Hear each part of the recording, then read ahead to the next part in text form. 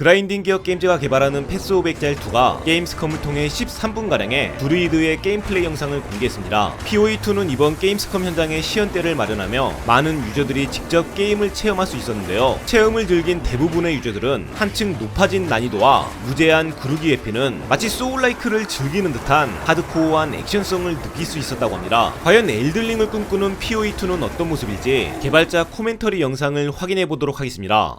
Hi, I'm Jonathan Rogers, one of the game directors on Path of Exile 2. In Path of Exile 2, you can pick from one of 12 character classes. Each character has a combination of primary attributes that they focus on. Today, we'd like to show off a character who specializes in strength and intelligence, the Druid.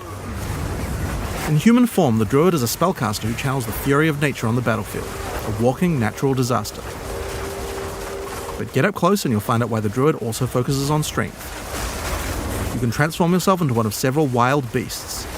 Today we want to show off the bear form. Transformation in PoE 2 happens automatically when you use a bear attack. Use Bear Maul and your character will transform into a bear, into a meaty swing. Use a spell and your character transforms back into a human and casts it. Hitting enemies with the Bear's Maul attack will build up rage, which increases your attack damage, so your bear gets stronger with every attack. You can see the glowing runes that indicate rage on your back. Have a lot of weak enemies to take out? This is where you probably want to break out your rampage. Let out a roar and stampede over all enemies in your path, slamming the ground with your paws. The initial roar generates rage, and then the rage is consumed as you charge along. You can use rampage by itself to travel a short distance, or do some mauling first to build up some rage and travel a significant distance.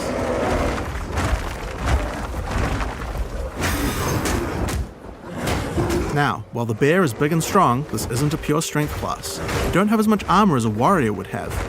In order to protect itself from larger packs, you might want to consider a skill like Furious Slam. This skill is all about stunning rather than damage, so it's quite useful if you're mobbed by smaller monsters and just need to get out of there. Of course, like any PoE 2 character, you can always use a dodge roll to get out of danger.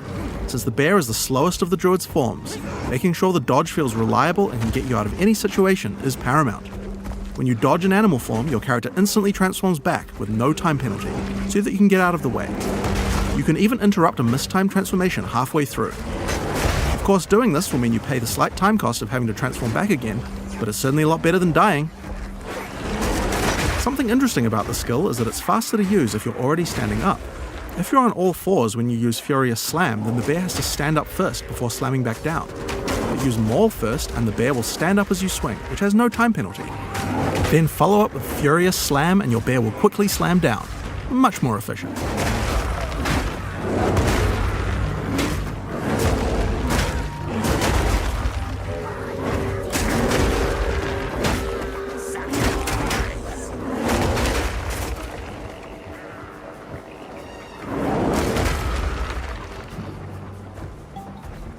Next up, I want to talk about Ferocious Roar. Ferocious Roar is a bear meta skill gem. It allows you to take any Warcry skill that another class like the Warrior might use and allow you to use it as a bear. I'm going to take the Seismic Cry gem and socket it into Ferocious Roar. You can actually socket more than one Warcry and use them all together, but let's just stick to one for now. Seismic Cry pushes enemies back and has some stun chance, but the reason we want to use it is for a mechanic called Exerted Attacks. If there are any heavily stunned enemies in range of the Warcry, then your next slam skill will be powered to do double the number of slams. First, I use Furious Slam to stun these enemies. Next, I follow up with Seismic Cry and get the Exerted Attack, and then I slam again. See how 2 slams triggered?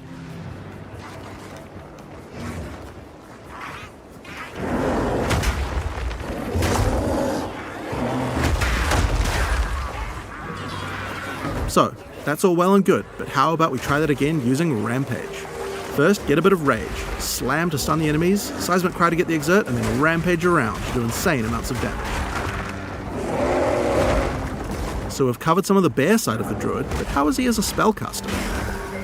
Now of course we want to maximize the amount of time you spend in your animal forms, so most of the spells targeted at the druid tend to be things that last a long time or provide tactical options on the battlefield. The first and probably simplest of these is Lightning Storm. Cast it on the ground and you get an area where monsters are continuously struck by bolts of lightning. The bolts don't do much damage, but they shock monsters, which is a debuff that increases all damage on them, meaning it's a great spell to use before going in as a bear. So, that's going to increase your damage, but as I mentioned before, the bear form of the druid could use some defenses as well. The bear in particular is the slowest attacking of the druid's forms. He hits hard, but if he gets swarmed too much, it will result in your death. That's why Tornado is so useful. Tornado sucks monsters in, allowing you to split up packs and deal with groups separately, or pin monsters in place and set up combos with your other skills. The Tornado doesn't really move big monsters much, so you can actually use it to separate a boss from its minions too. The Druid also has the ability to summon animal companions. This is another really useful defense because wolves can take aggro from you, keeping monsters away. In addition, the wolves howl as they are summoned, putting a temporary debuff on enemies that makes them more vulnerable to critical strikes, and giving you a reason to resummon them in combat. The last Druid spell we're going to talk about today is Volcano. You can cast it quickly like this and it will spawn just a few projectiles. Or you can hold down the button to channel it for longer, which will make it fire a whole bunch of projectiles when it spawns, doing a lot more damage. The Volcano sticks around firing its little projectiles for a long time, so it's another good skill to cast before turning into a bear. Now, the reason you're going to want to turn into a bear after using Volcano is that any slam near the Volcano results in it spewing out even more projectiles.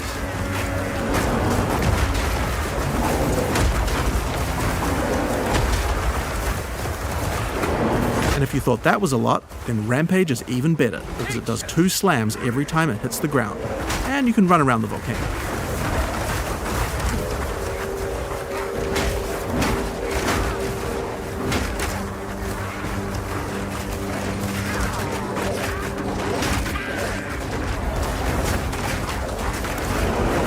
Now, if you've been paying attention, you might have realized that this is going to be extra good with Seismic Cry, which we were using earlier to double the number of slams.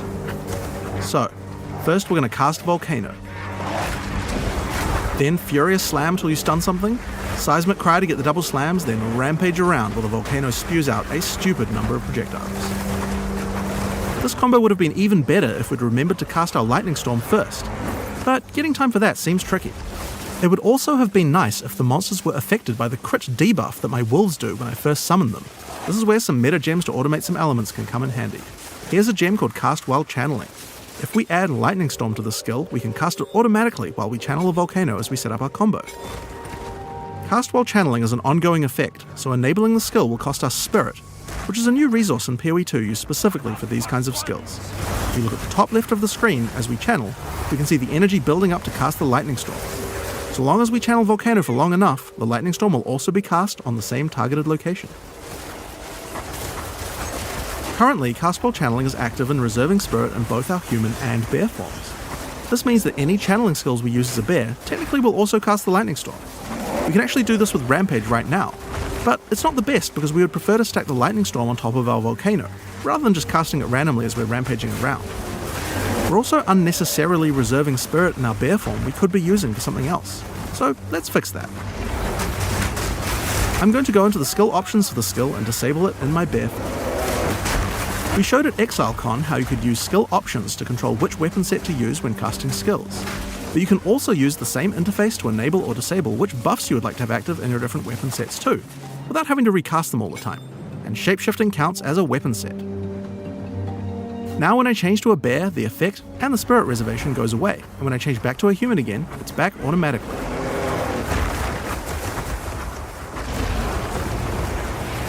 So, now that we have some extra spirit available as a bear, why don't we make our life a little bit easier by automating one of our other skills? This is the Cast on Melee Stun meta gem. I'm going to put Summon Wolf in Cast on Melee Stun, so that whenever I stun a sufficient number of enemies while I'm a bear, it will summon another wolf. This is great because usually when I'm stunning, it's because I'm about to do my exerted attack slam combo. When wolves come out, they howl, adding the crit debuff to the monsters, right when I need it. It also helps keep my wolves alive and summoned at all times without me having to do it manually.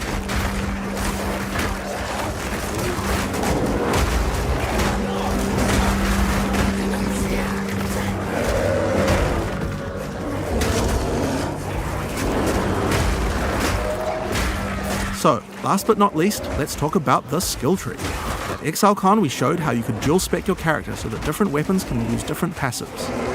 Well, as I said before, the bear form counts as another weapon set for specialization purposes, so he gets a tree too.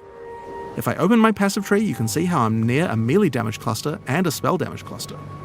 By holding shift, I can allocate these passives in my human form, and these ones as a bear. Now, when I change between human and bear form, my passives reallocate automatically. So, here we are at the Blind Beast. The goblins have enslaved a huge behemoth and gouged out its eyes. Now they're sending it in to fight you while they watch. What have they done to this creature?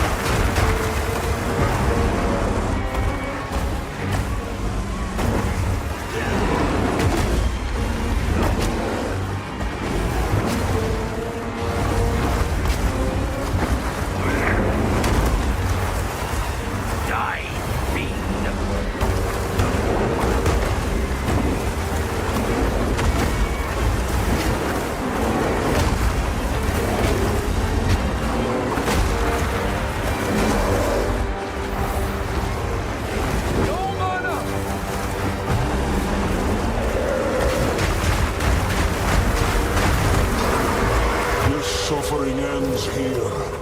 Shameful. And there we have it. With a little bit of customization, we have a build that can combine many different active skills to do some really interesting effects. At the same time, your skill tree reconfigures automatically at the right time, and your buffs reconfigure automatically as well. You can even cast certain skills automatically. But we also haven't lost the dynamics of combat. Many skills interact with each other, and the ones you choose to use at any different moment depend a lot on what enemies you face or what situation you're in right at this moment. And at just the right time, you might be able to combine all your skills in one crazy combo, get some satisfying screen covering spam, and do some crazy damage. Now, these are just some of the skills targeted at the Druid in PoE 2. We didn't even show you the wolf form yet.